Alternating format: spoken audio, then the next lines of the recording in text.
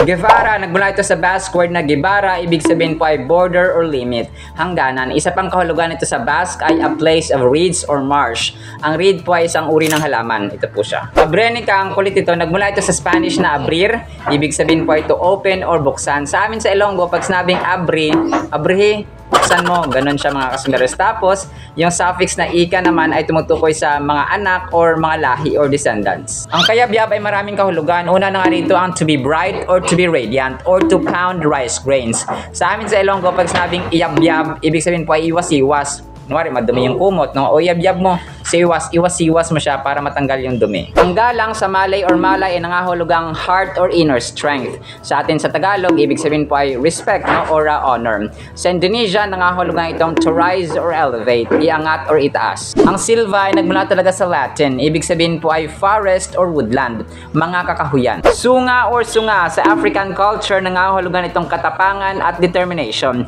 Sa atin sa Tagalog, po pwede itong mountain peak or tuktok ng bundok or ridge, or po pwede siyang salitang ugat ng sungay, which is horn or antler. Ang Zabala ay nagmula sa Basque word na Zabal or Zabal, ibig sabihin po ay large, broad, wide, flat, or plain. Therefore, ang Zabala can be translated as the one who lives on the plain. Yan ay ayon sa wikang Basque. Basque. Ito ang konting kalamang dapat na alam mo. Alam niyo ba kung saan matatagpuan ang rehiyon ng Basque? Ang Basque region na ito ay napapagitnaan ng dalawang bansa, ang Spain at saka ang France. Bali, sakop ng Basque ang 3 northern provinces ng Espanya at 3 probinsya naman sa France sa Timog Kanluran or Southwest. Na-mention kong West, anong sabi ni Lord, no? Sa East and West, mga kasembreros, Isaiah 43:5, do not fear, wag tayong matakot daw.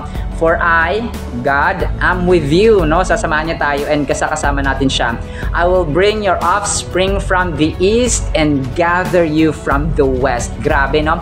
Let's trust and hope God. Mula rito sa rehiyon ng Davao kung saan matatagpuan ang pinakamataas na bundok sa buong Pilipinas, ang Mount Apo. Yan ang katotohanan at kaalamang dapat na alam mo.